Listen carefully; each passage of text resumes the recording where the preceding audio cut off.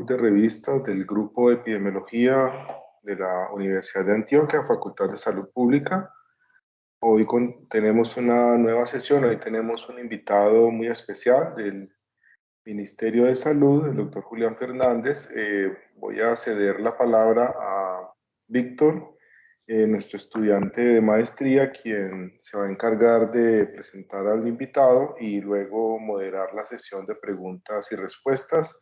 Recuerden que por el chat les vamos a compartir un enlace en dos momentos para que todos, por favor, no solo los estudiantes, todos se registren ahí de manera muy sencilla para tener el registro de la asistencia.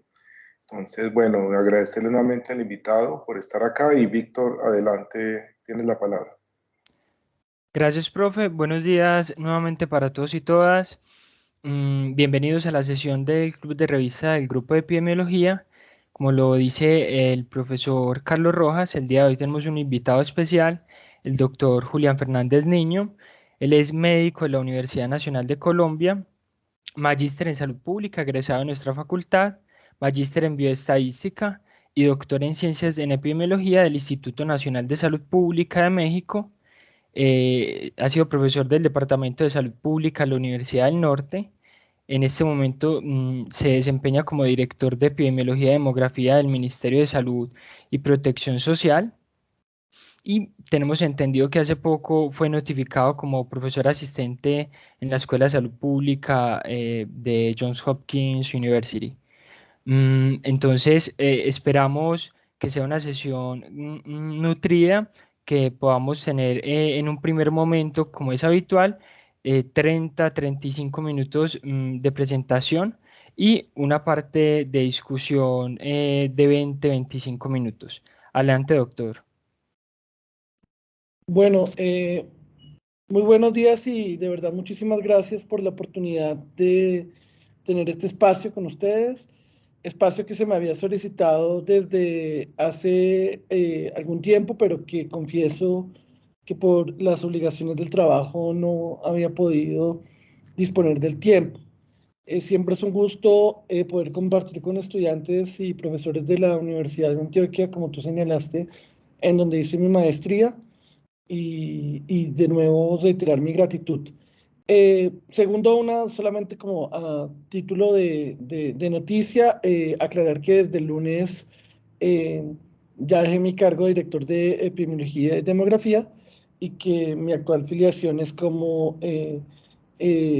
investigador asistente en la Escuela Bloomberg de Salud Pública de Johns Hopkins University. Entonces voy a hacer una presentación y voy a tratar de ceñirme al tiempo y no detenerme en todos los aspectos que por sí darían para profundizar cada uno en ellos. Si quieren, me pueden avisar cuando me falte 5 minutos por si acaso me estoy dispersando y por supuesto para que tengamos tiempo para preguntas. Entonces, el trabajo que voy a presentar actualmente es un trabajo realizado por el Ministerio de Salud y Protección Social, específicamente por la Dirección de Medicamentos y Tecnología de Salud y por la Dirección de Epidemiología y Demografía. Ese trabajo hace parte de una cohorte que hemos denominado Esperanza, que es una cohorte de base poblacional que básicamente tiene como población blanco todos los colombianos o residentes en Colombia que habitaban el territorio nacional durante el periodo que comenzó el Plan Nacional de Vacunación hasta la fecha. Integra diferentes fuentes de información de base poblacional, pero pues eso quizás lo voy a explicar más adelante. Entiendo que ya un estudiante expuso uno de nuestros preprints. Yo me voy a referir un poco a los resultados del último artículo publicado en la revista Lancet Longevity Healthy. Sin embargo, pues me disculpo si de pronto repito algo que ustedes ya habían discutido. Esperamos tener la oportunidad de darle una nueva perspectiva.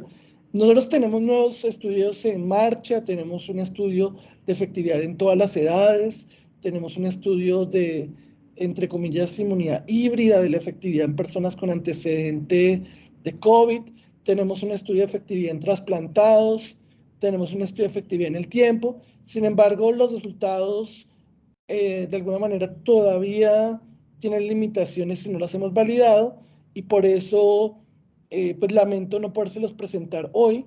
Entonces, por eso es que presento estos resultados que ya son conocidos por ustedes. Sin embargo, en próximas oportunidades, quizás en unos meses, si gustan, no necesariamente yo como expositor, puedo ser como acompañante, podemos discutir los nuevos estudios, al menos cuando se tengan en su versión preprint, que creo que también son muy relevantes, pero que también están anidados en este cohort. Nosotros en el Ministerio de Salud constituimos un grupo funcional de investigación. Acá están los autores y los investigadores, acá nos falta el ministro. Contamos con el acompañamiento en este artículo de Belén Trejo, que es una doctora en estadística mexicana en el Instituto de Salud Pública en México, que es experta en análisis de supervivencia, y pues un equipo que lamentablemente por tiempo no puedo entrar a tallar, pero pues acá hay una egresada también de ustedes, que es la doctora Maylen Rojas, que trabaja en la Dirección de Epidemiología y Demografía, y que lideró, hay que decirlo, pues gran parte del diseño del estudio, el análisis y la redacción del artículo. Es un mérito que es necesario reconocer muy importantemente. Entonces quizás esto no está tan actualizado como quisiera, pero brevemente, pues el número acá no está actualizado, por supuesto, porque esta diapositiva sí se me olvidó actualizarla, que es a fecha de noviembre. Pero recordemos brevemente, más allá de las cifras, lo siguiente.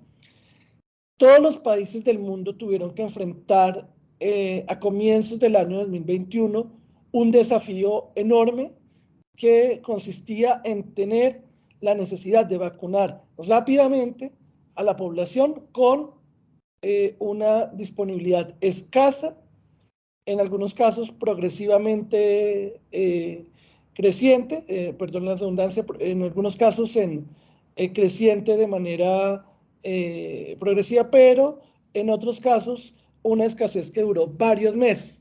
Esto enfrentó a los sistemas de salud y a los planes nacionales de vacunación a identificar qué grupos poblacionales tendrían que ser vacunados antes que otros. En Colombia, el Plan Nacional de Vacunación, basado en su principio de universalidad, equidad, solidaridad, eficiencia, que tienen además su nicho de la ley estatutaria, consideró que era necesario poner las vacunas en aquellos grupos poblacionales en donde se maximizaran los beneficios, pero además en aquellas personas que tuvieran un mayor riesgo de complicarse y morir.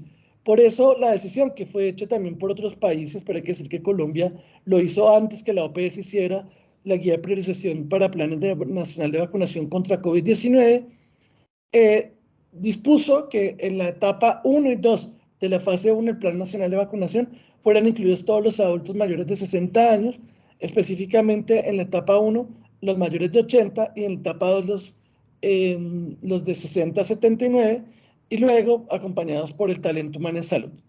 Este dato no está actualizado, sabemos que el número actual de adultos mayores es ya superior a 6.2 millones, ya ha crecido poco porque el año pasado se lograron coberturas mayores del 90%, y recordemos todos que el Plan Nacional de Vacunación comenzó el 17 de febrero de 2021 con primero talento humano en salud, y pocos días después comenzamos con los adultos mayores, como dije, con los adultos de 80 años y más. Colombia ha garantizado un portafolio de vacunas diverso y creciente. Este portafolio es de los más diversos de la región de las Américas, y comparado con aquellos países desarrollados que tenían solo 2 o 3 vacunas, Pfizer, Moderna y AstraZeneca, Colombia garantizó un portafolio diverso que por un lado permitía llegar a diversos grupos poblacionales, como la famosa vacuna de Janssen, que permiten llegar a áreas rurales dispersas, pero por otro lado permitía garantizar una disponibilidad progresiva y continua durante todo el Plan Nacional de Vacunación. Si solamente nos hubiéramos aferrado a pocas vacunas, la disponibilidad hubiera sido menor en algunos momentos críticos y el impacto de los picos hubiera sido mayor. Muy importante también mencionar que todas estas vacunas ingresadas al portafolio de Colombia fueron revisados por el Comité Asesor de Vacunas, la instancia asesora de vacunas, tenían subsecuentemente un análisis multicriterio liderado por la Dirección de Medicamentos y una revisión horizonte de la efectividad de las vacunas. Yo recuerdo, y lo digo como dato curioso, en abril de 2021, en una conferencia que me invitaron a la Universidad Industrial de Santander, un estudiante me increpó un poco porque decía que cómo se nos ocurría a nosotros comprar vacuna Pfizer si eso era, este es un país que no tenía la capacidad de hacerlo, que ni siquiera México lo había hecho. Bueno, hoy, millones de dosis aplicadas después, pues hemos encontrado que ciertamente había contextos en donde esta vacuna podía llegar y que se logró la logística para hacerlo. Este portafolio diverso genera también una oportunidad de investigación para otros países, dado que es uno de los pocos países en el mundo en donde se pueden comparar distintos tipos de vacunas a distintos grupos de edad, dado la diversidad de portafolios. En otros países, como los países de altos ingresos, solamente tienen evidencia científica de la vacuna de Moderna, la vacuna de Pfizer o en menor medida en otros la vacuna AstraZeneca, que en algún momento se dejó de utilizar con la misma frecuencia en Europa. Colombia, al tener un portafolio tan diverso, es un escenario predilecto para hacer estudios de efectividad de la vida real de las vacunas. Adicionalmente, nos permite obtener evidencia de vacunas de la cual la evidencia, hay que decirlo, es más limitada, es decir, que hay menos evidencia, como la vacuna Coronavac de Sinovac. Hay que decir que todas las vacunas de Colombia fueron sometidas a un análisis multicriterio con la evidencia que se tenía en su momento. Obviamente, cuando uno, cualquiera es un genio cuando mira el pasado desde el futuro, pero con la evidencia y los niveles de incertidumbre del momento, sabíamos que había ensayos clínicos aleatorizados controlados que nos hablaba al menos de eficacia, de seguridad, eficacia para las formas graves. Por eso, siempre el objetivo primario del Plan Nacional de Vacunación fue reducir la mortalidad específica y la incidencia de casos graves por COVID-19, que es lo que causa mayor impacto humano. Sin embargo, si bien los ensayos clínicos son cruciales, es necesario analizar la efectividad en condiciones no controladas. Quizás esto es redundante, porque pues es justamente la eficacia en condiciones controladas y la efectividad en condiciones no controladas. Esto que han llamado el World Real Life Evidence, en donde pues examinamos, y para eso las cohortes son de vital importancia, si bien se enfrentan a potenciales limitaciones derivadas de la no autorización de la intervención, que como ustedes saben, dentro de los muchos riesgos que puede tener, está la confusión dada por la no comparabilidad, la no intercambiabilidad entre el grupo expuesto y el grupo no expuesto, dado que existen determinantes observados y no observables de el acceso a las vacunas en distintos momentos del tiempo. Recordar que, ¿por qué el ministerio hizo eso?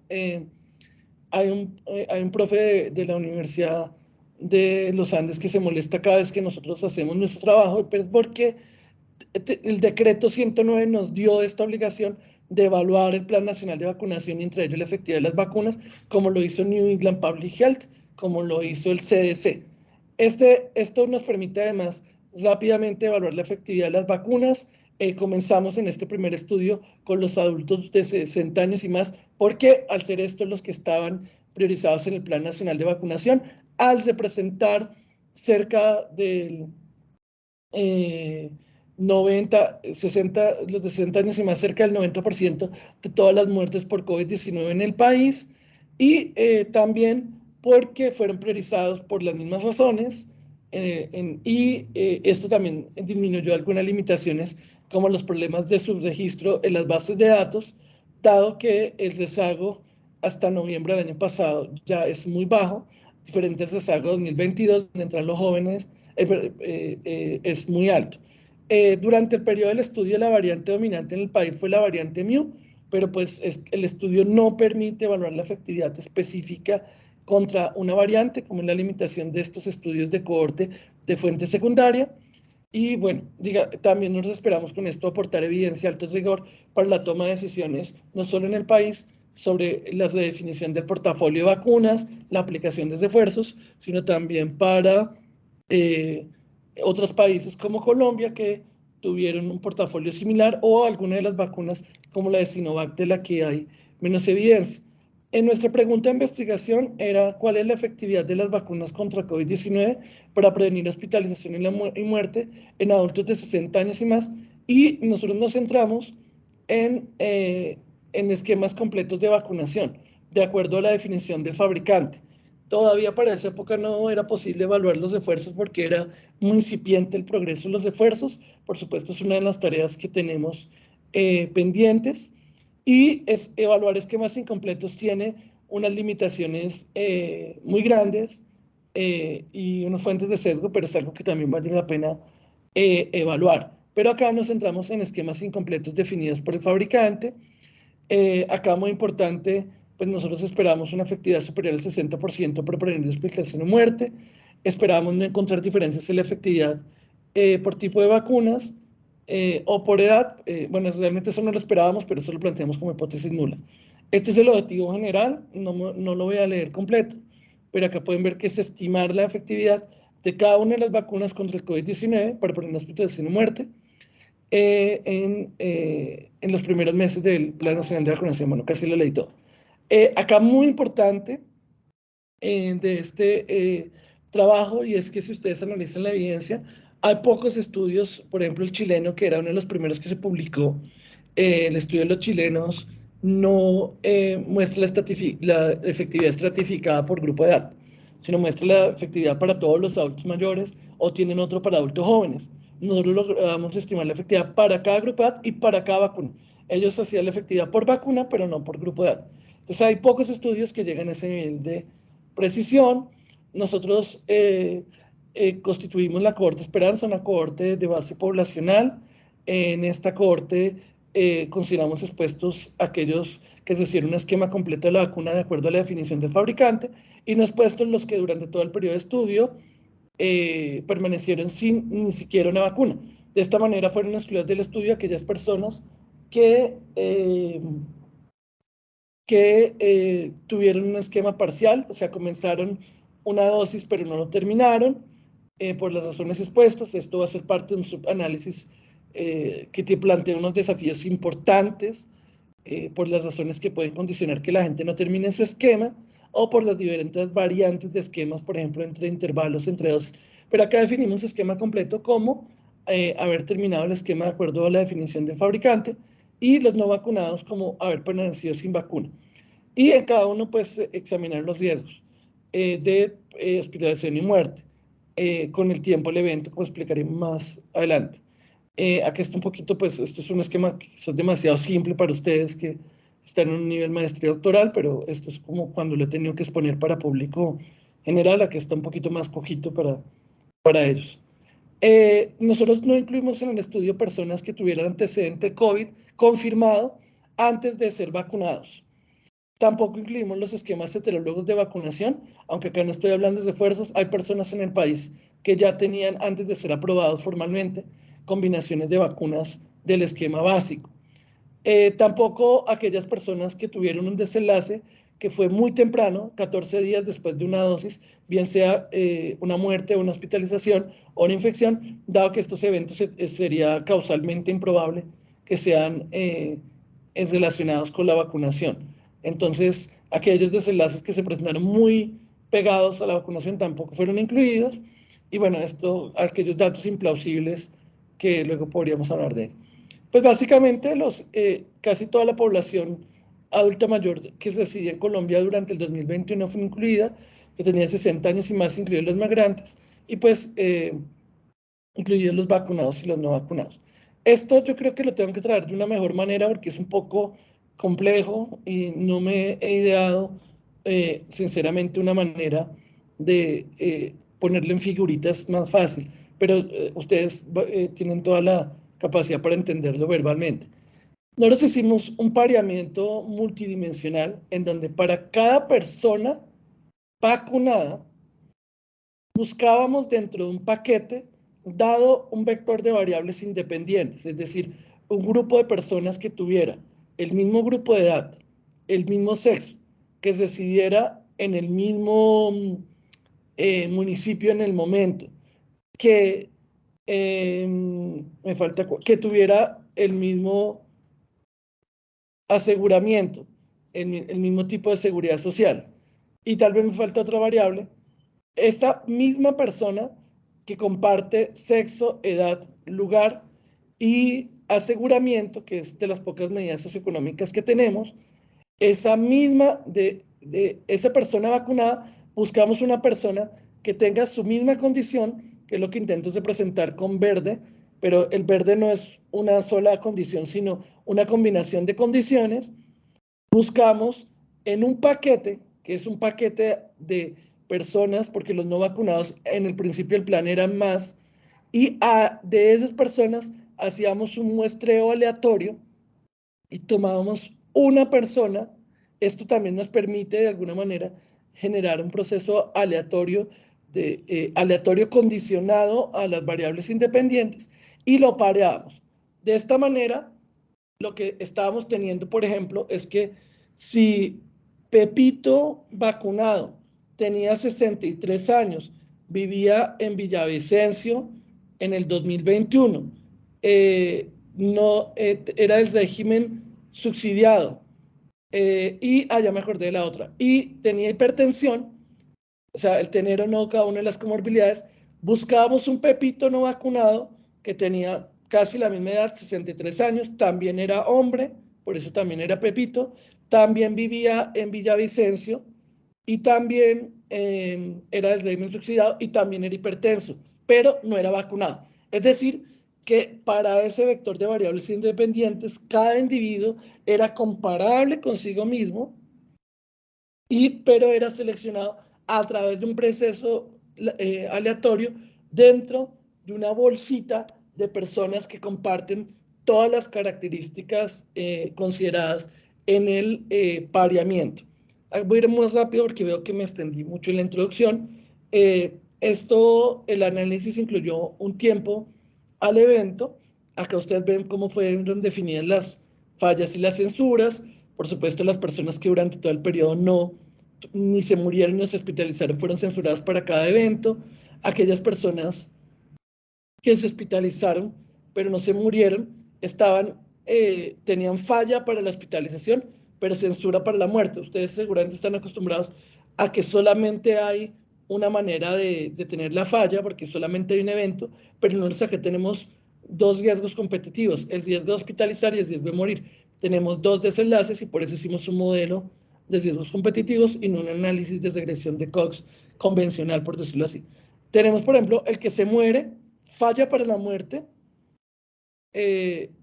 No, me equivoqué. El que se hospitaliza y luego se muere, o sea, tiene dos fallas. El que se muere, pero que está como una cruz después de hospitalizarse, pero la causa de la muerte es distinta a la de la hospitalización. Por ejemplo, se cae en el baño o lo atropella un caso. El que se muere sin hospitalización y quizás el que no vi, no, ya están todos.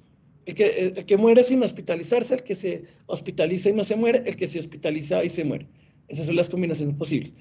Evaluamos todas las vacunas que fueron en su momento aplicadas en adultos mayores de los fabricantes que pueden ver en la diapositiva: Janssen, Pfizer, AstraZeneca y Sinovac. Estos fueron los desenlaces: hospitalización por COVID y muerte por COVID. Pero es que resulta que esto puede pasar de tres maneras y esto puede tener relación con el comportamiento sintomático. Me puedo hospitalizar sin morirme después, o morirme por otra causa que no sea COVID, que en ese caso no sería una censura, o me puedo morir por COVID después de hospitalización o una doble falla, o me puedo morir sin haberme hospitalizado previamente. Estas son las fuentes de información, se los dejo en la diapositiva. Utilizamos mi vacuna para la base de priorizados. Aquí están los datos por grupos de edad. PipeWeb para identificar el biológico. Esto tiene limitación por el rezago de carga, pero ese rezago es muy bajo para adultos mayores. SWAF como la fuente de muerte, COVID para identificar los priorizados y la cuenta de alto costo para identificar comorbilidades. Por supuesto, todas las fuentes de información tienen limitaciones, pero es justo precisamente las limitaciones de este tipo de estudio.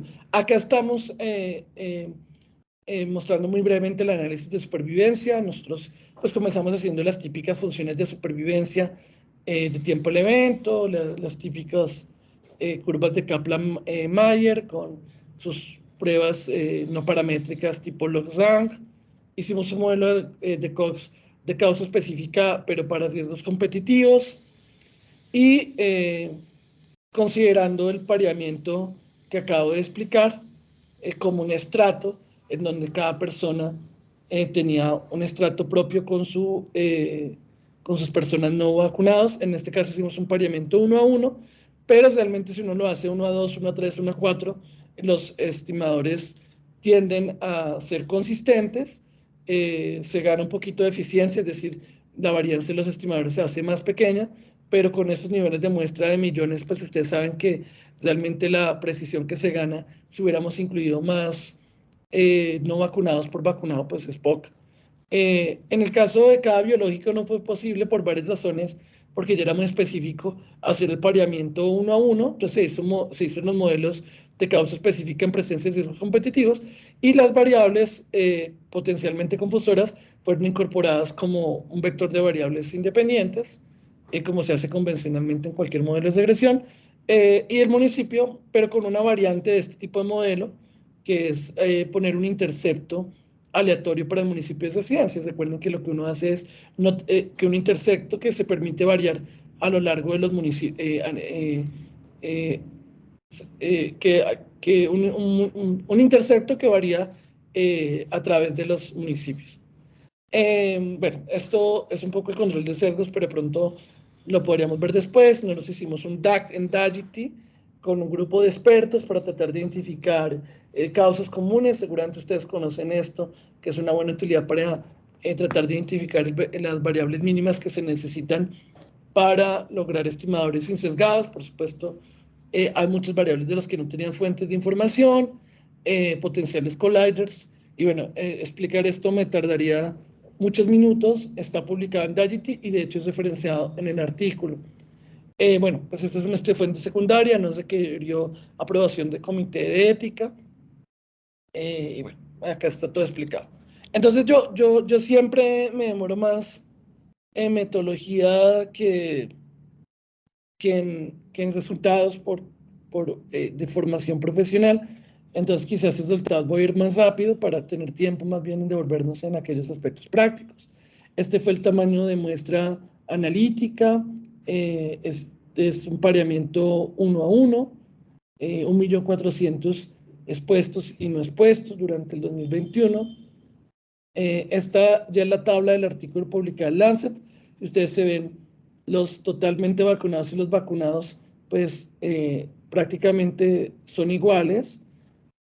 ¿Por qué? Porque pues se hizo un pareamiento de acuerdo a estas variables, entonces esto es un efecto del diseño.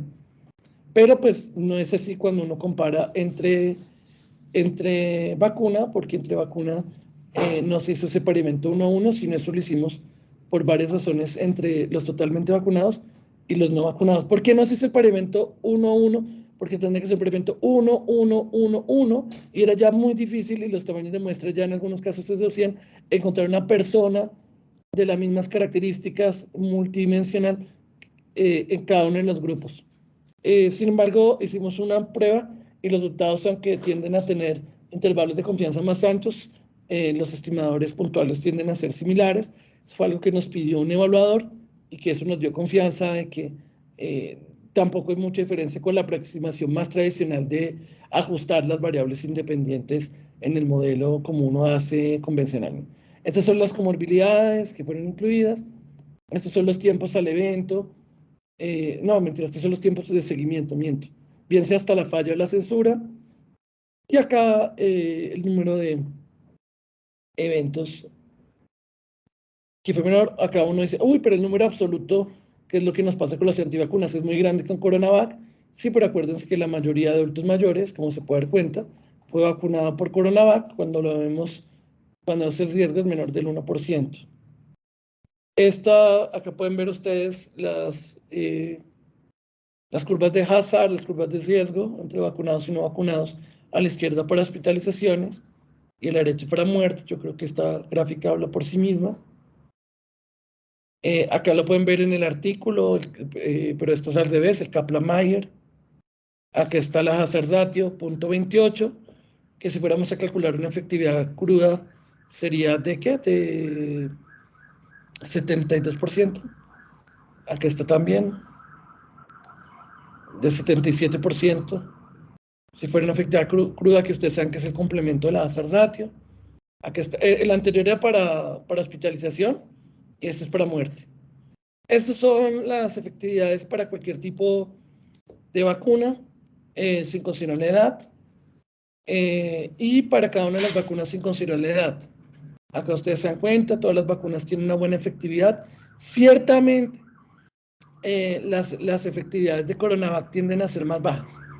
Acá, aunque acá no estamos estratificando por edad, entonces esto puede estar confundido por edad, porque la edad de aquellos que se hicieron la Coronavac, como se dan cuenta en la tabla descriptiva, la edad de los que se hicieron Coronavac fue al menos 6 años superior. Y si vemos el rango intercuartílico, pues miren aquel presente el 75 versus esto. Entonces, pues obviamente el que es buen epidemiólogo diría, pues es que esto me dice muy poco, porque estas efectividades en Coronavac, pues es porque de entrada esto tiene más personas mayores, entonces no son comparables con las otras. Por eso esta tabla es más bonita, porque acá se ve para cada vacuna estratificada por edad, y acá uno se cuenta que sí, de todas maneras Coronavac para un mismo grupo de edad, por ejemplo, si mira 60-69, Coronavac tiene efectividades menores, sin embargo son efectividades que no son irrelevantes y que, considerando que era la vacuna que está disponible, permitieron salvar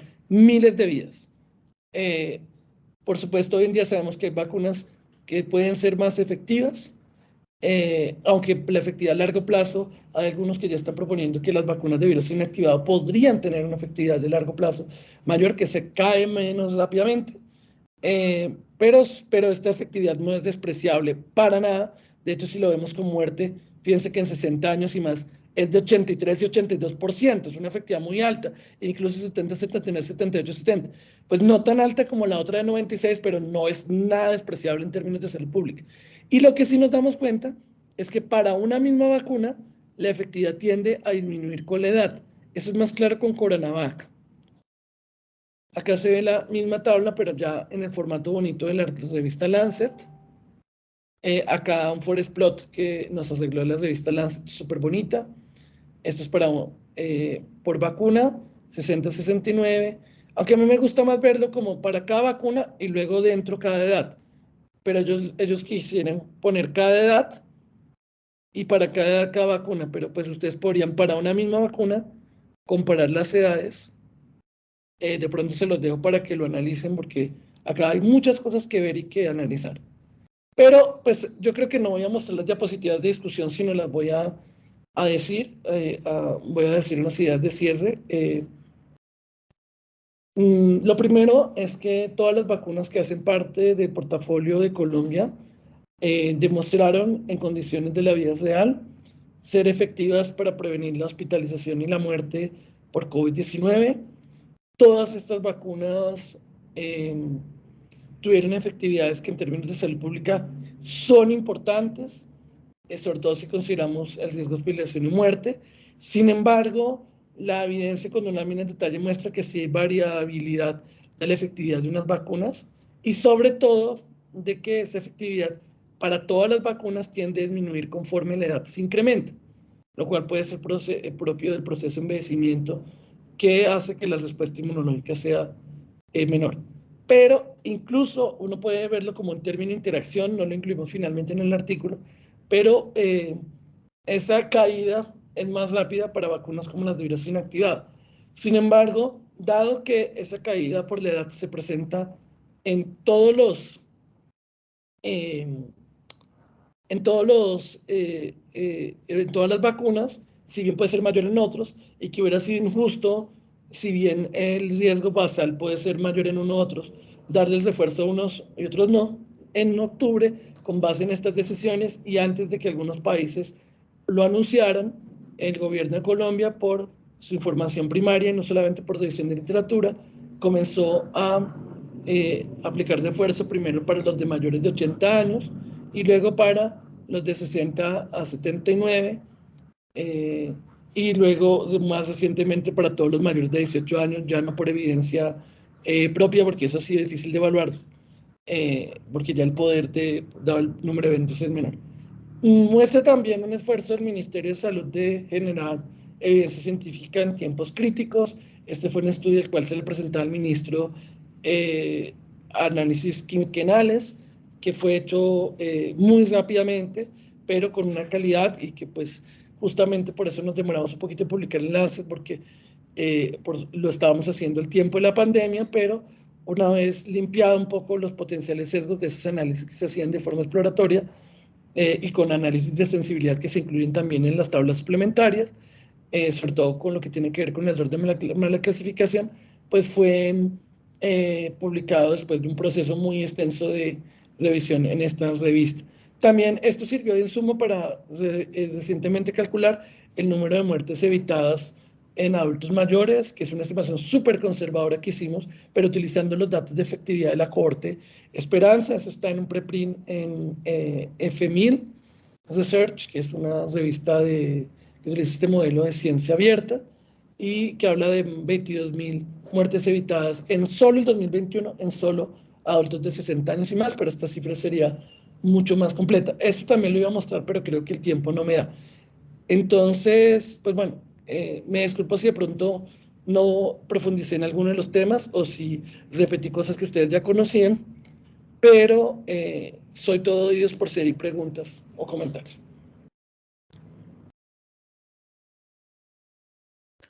Muchas gracias, doctor, por la presentación, por ajustarse al tiempo.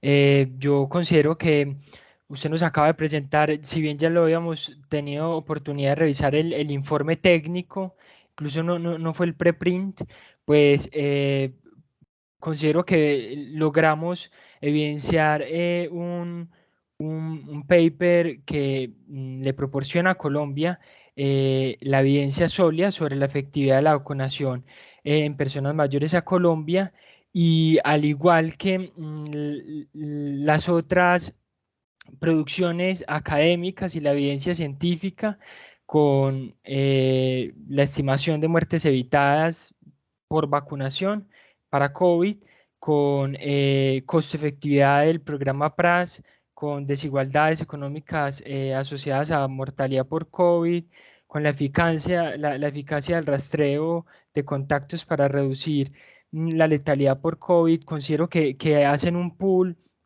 de evidencia científica que consolida la disciplina científica en nuestra disciplina para el país, y que la sitúa como uno de los primeros países en la región de las Américas en avanzar en esta línea. Yo dejo abierto el micrófono para profesores y estudiantes que quieran realizarles preguntas o comentarios al doctor Fernández. Pueden alzar la mano o escribir por el chat.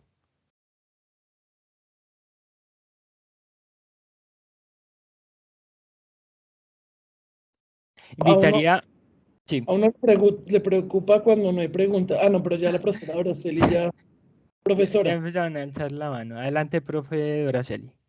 Sí, buenos días. Muchas gracias, profesor Julián, por su presentación, por compartir pues este trabajo con nosotros. Me parece un trabajo muy interesante, útil, que es necesario.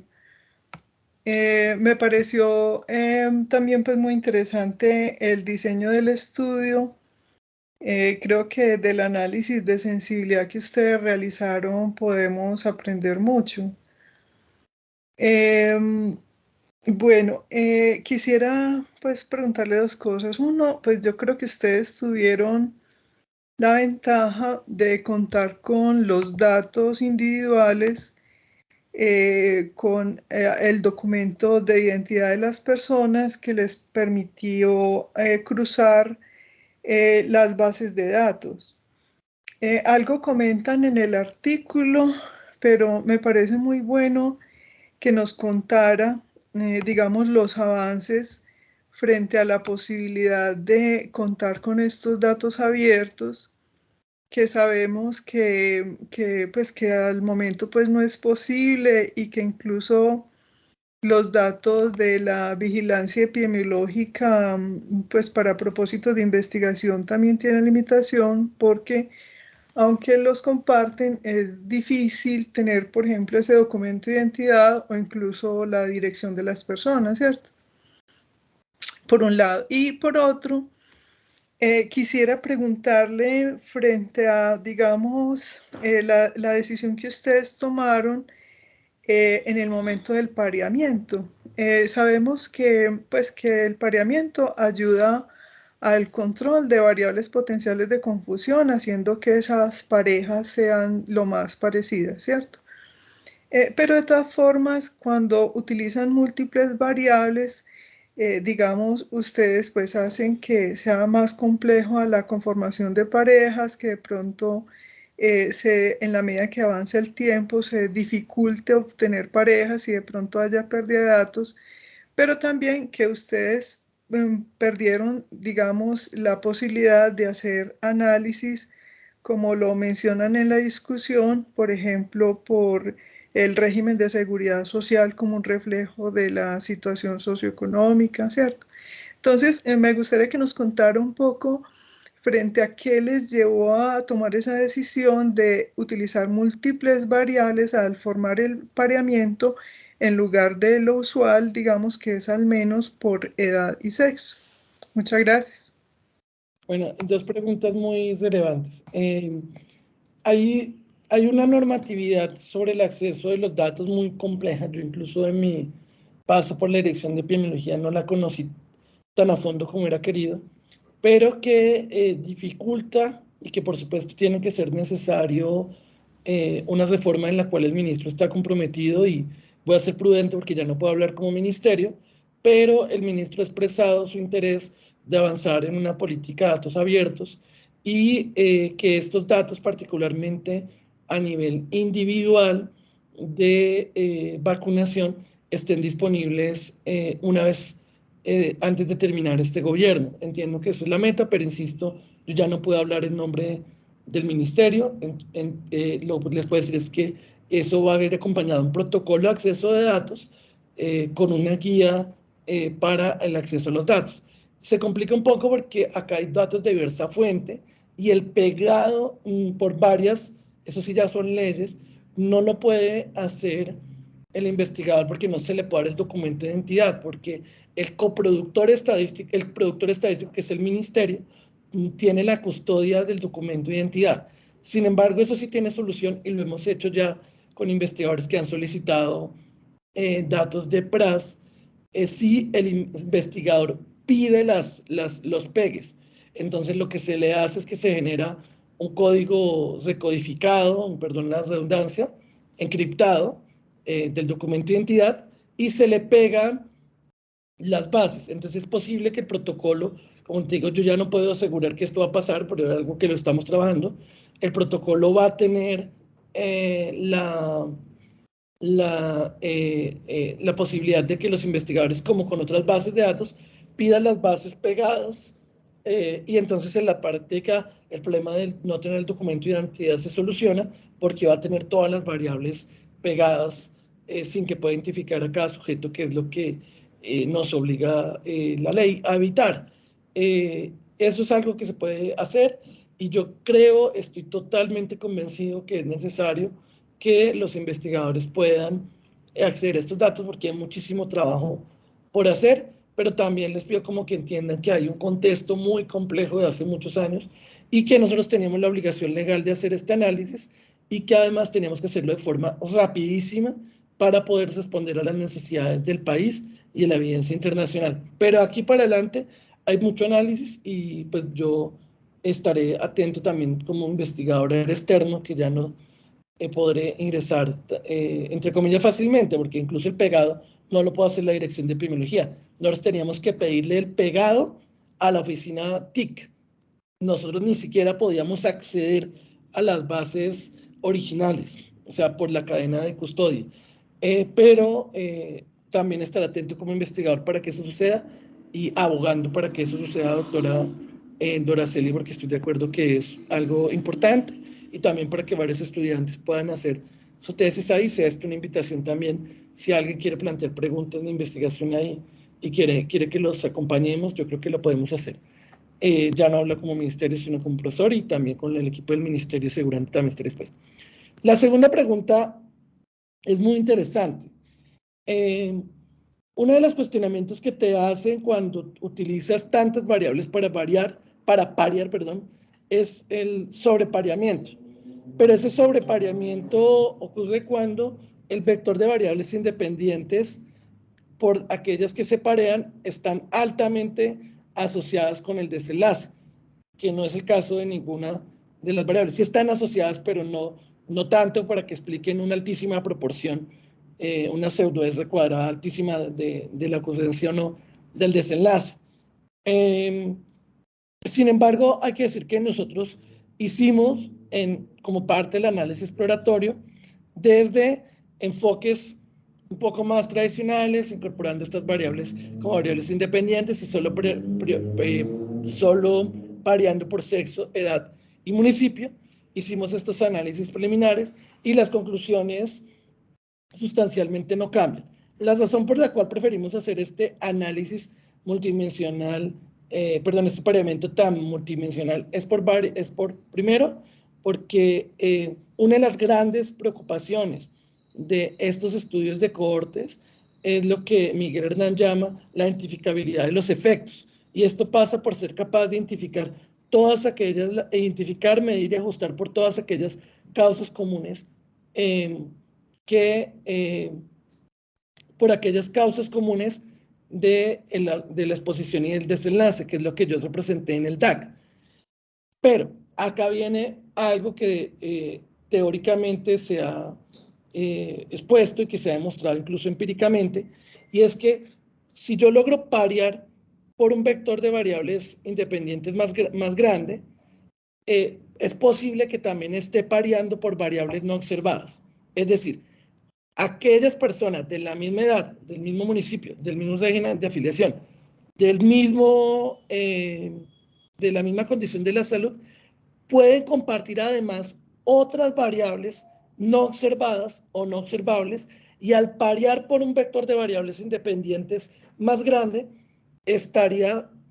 esperaríamos estar también pareando por otras variables no observadas. Entonces, claramente hay un ejercicio de ajuste, dado que creemos que las fuentes de sesgo de estos estudios de cohorte, teniendo en cuenta que los determinantes del acceso a la vacunación y de la decisión de acceder, de la propensión de acceder a la vacuna, son tantas, nosotros creemos que era mucho más conservador tener un vector de variables más grandes, que esperamos que también indirectamente estuvieran, al tener variables correlacionadas no observables, variando por esas variables.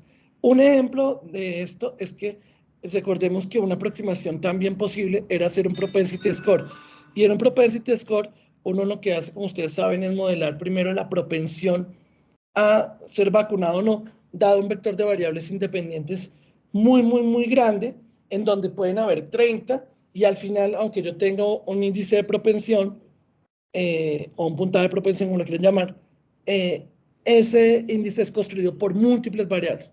De todas maneras, para tranquilidad, quiero decir que los autores los evaluadores de Lancet nos hicieron conocer con fines comparativos todo tipo de aproximaciones, desde las más simples hasta otras, para ver la consistencia de los resultados. Una ventaja que teníamos para hacer eso, ya termino la pregunta, es que teníamos 1.400.000 en cada cohorte. Entonces la construcción de las bolsas no era tan difícil, porque en efecto, como señala la profesora Doraceli, otra limitación es la pérdida de poder y la pérdida de muestra. Una de las críticas, la doctora Doraceli la dijo, es que perdimos aquellos que no tenían alguna de las variables que permitieran parear. Eso sí es cierto, pero por eso cogimos un análisis, que no me acuerdo si finalmente lo mencionamos en el artículo, cogimos un análisis incluyendo aquellos sujetos que fueron excluidos por no tener valores en esas variables en el pareamiento. Entonces, claramente, pues acá, obviamente, como todos los métodos tienen limitaciones, pero creemos incluso que esto es una estimación que es conservadora, que las efectividades podrían ser incluso mayores. Pero bueno, eso haría por una discusión más grande. Creo que el doctor Carlos Alberto tenía la mano levantada. Así es, profe. Yo creo que antes de darle la palabra al profesor Carlos Rojas, no sé si la profe Araceli tiene alguna apreciación final del comentario del profesor Fernández. No, que pues no alcancé a revisar el material suplementario, pero me parece muy interesante ese ejercicio que hicieron de comparar, digamos, los resultados con el pareamiento básico que es usual frente al que realizaron, ¿cierto? Que les dio pues como confianza a ustedes que, digamos, el resultado que estaban obteniendo pues era pues incluso, pues que digamos que era pues como robusto, ¿cierto? Que sería muy bueno pues como conocer ese análisis pues también en material suplementario o en otra ocasión. Muchas gracias, profesor. Y además, profe Braceli, otro análisis que se incluyó en el análisis de sensibilidad es el problema de mala clasificación. Una proporción de las personas que aparecen como no vacunadas estaban vacunadas. Lo otro sería raro, que un no vacunado apareciera como vacunado. Podría pasar, ¿sí? Pero es más raro. Entonces, lo que hicimos fue suponer que el error de mala clasificación ocurría solo en un sentido. No vacunados, no, vacunados clasificados como no vacunados, y mover ese parámetro y ver conforme cómo se movía ese parámetro, cómo variaría la efectividad. Y nos da que la efectividad podría ser incluso más alta. Entonces, ese es un análisis, también está en el material suplementario que nos pidió uno de los evaluadores, y creo que muestra resultados interesantes. Ahora sí creo que el profesor, gracias profesor por sus valiosos aportes. Ahora sí, en el enlace dejamos el link al material suplementario. Yo creo que con este último punto pudiera estar ahí el rezago del PyWeb, que afortunadamente para esta población no era tanto. Adelante, profe Carlos Rojas. Muchas gracias, profesor Julián. Estaba pensando un poco en el desenlace de la hospitalización. No sé si puede haber diferencias en la medición de ese desenlace en las dos cohortes.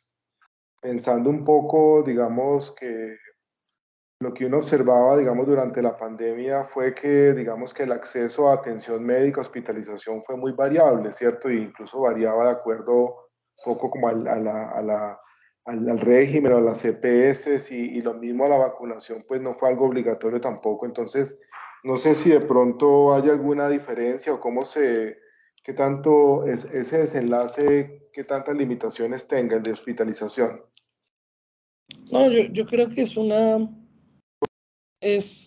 pregunta muy difícil de contestar, porque la muerte, yo diría que si bien hay problemas de registro de mortalidad, y además la mortalidad es algo que se actualiza de manera dinámica, y no todas las muertes inicialmente clasificadas por COVID son muertes realmente por COVID, y asimismo pues hay muertes eh, eh, similares a influenza que quedan como COVID sospechoso, o muertes por influenza mal clasificadas. Sin embargo, esos errores de clasificación en un país como Colombia, que tiene un registro de mortalidad es menor, y en general el registro de mortalidad de Colombia tiene evaluaciones muy sólidas.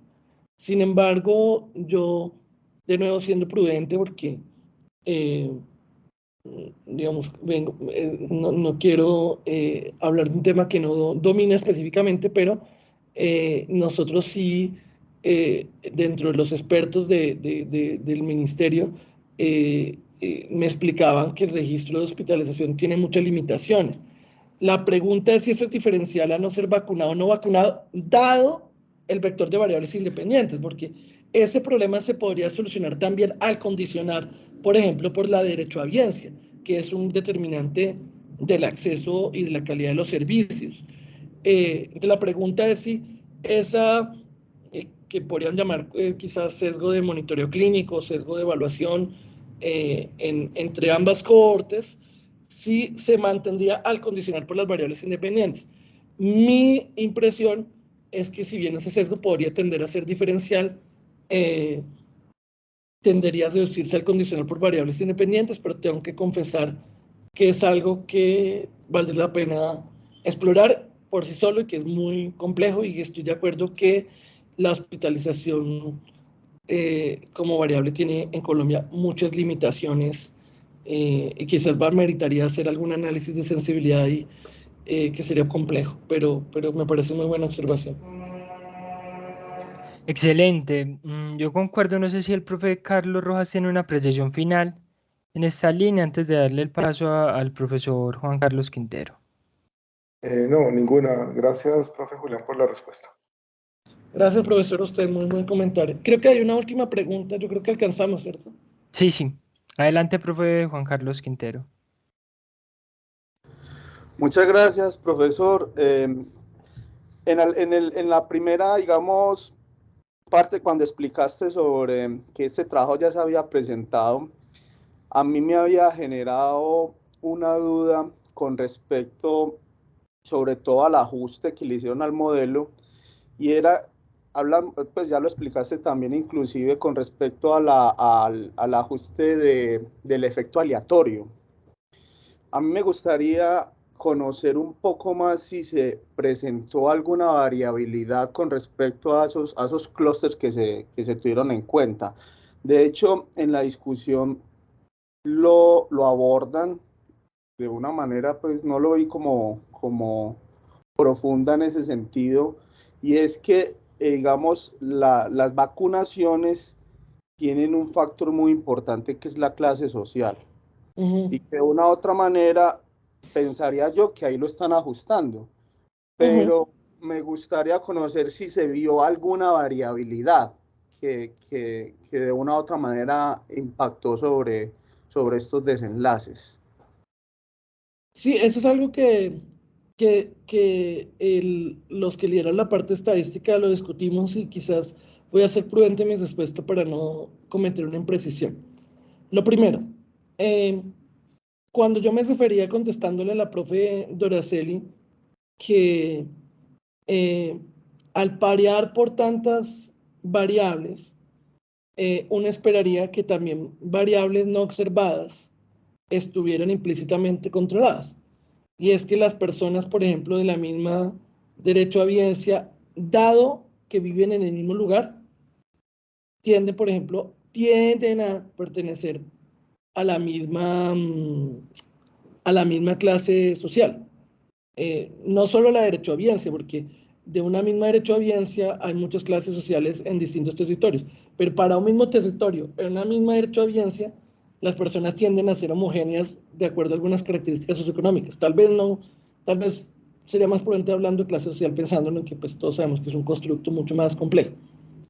Entonces, algo que nosotros hicimos solamente una estimación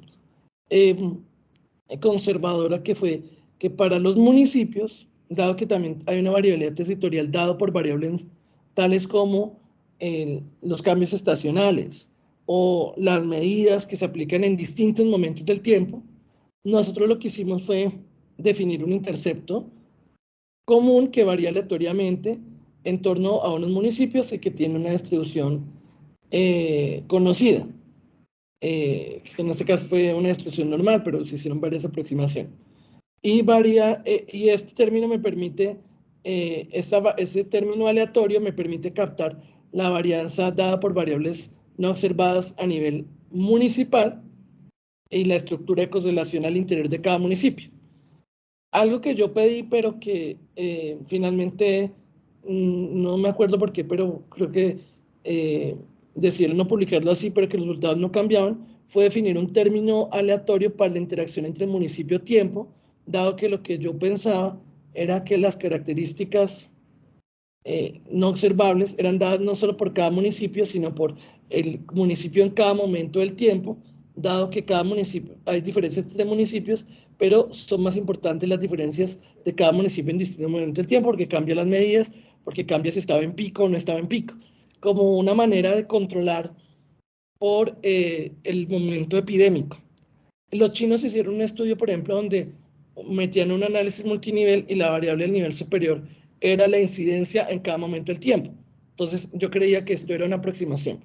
Algo que no hicimos, eso sí no lo hicimos, pero que, y hay varias maneras como con estas variables de fragilidad, no sé en español cómo se diga, fragility, bueno, que es tratar de ver la variabilidad de variables no observadas al interior de los clústeres de sujetos que comparten variables, determinar si hay, cuál es la variabilidad de esa varianza no de esa varianza dada, de esa varianza residual condicionado a las variables independientes entre los grupos de sujetos, que creo que es lo que el profesor señala.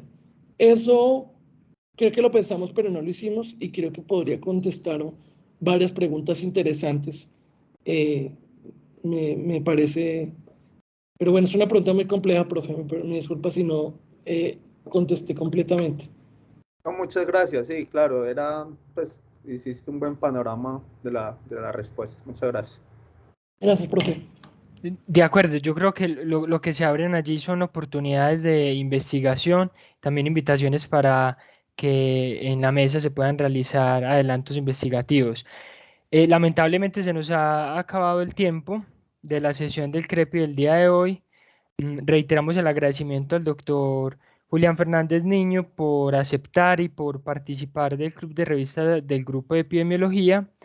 Nos ha presentado un artículo sólido, una evidencia sobre la efectividad de vacunación en personas mayores en Colombia, evidencia para la toma de decisiones, para la priorización de riesgos, para la priorización según características demográficas, epidemiológicas, y yo creo que también implícitamente ha aunado otros esfuerzos que desde el ministerio se han realizado y que nos permite tener un pool de artículos científicos sobre este tema que nos convoca y que podemos bien revisar en otros espacios. Adelante, doctor. No, yo levanté la mano solamente para agradecerles de verdad por la invitación. De corazón, tengo una gran gratitud por la Facultad Nacional de Salud Pública y por sus profesores. Creo que ustedes tienen un gran talento que es necesario que todos como comunidad académica en el país explotemos más. Creo que podemos todavía llegar a potenciar más. La academia creo que jugó un papel fundamental durante la pandemia, pero también uno de los desafíos que aprendí ya estando del otro lado es también que a veces no nos movemos a la velocidad que se necesita ni con la pertenencia que necesita en momentos críticos.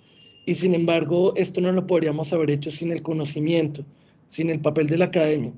He tenido que enfrentar un momento muy difícil, que es ver las críticas, algunas justas, otras un poco injustas, de muchos colegas. Esto no era fácil, y mi mensaje final es decirles que si yo fuera a asumir toda esta experiencia de casi 2 años, es que no, es absolutamente difícil traducir la evidencia en la vida real, y la evidencia es una pieza chiquitica de un proceso de toma de decisiones muy complejo, en donde se requiere el consenso social, dialogar con los intereses, y aún así uno tratando de defender los principios de la ciencia, sacar alguito. Y sin embargo, la ciencia puede ayudar a transformar y tomar decisiones, como logramos evitar, por ejemplo, que se priorizaran los jóvenes como algunos grupos querían, o los militares en la etapa 1, pero es un diálogo que requiere evidencia, pero que la evidencia no basta. Quizás estoy diciendo algo muy simple. Entonces, de nuevo, muchas gracias, y también cuando pueda volver a ser invitado, con mucho gusto podemos volver a hablar. Gracias por todo.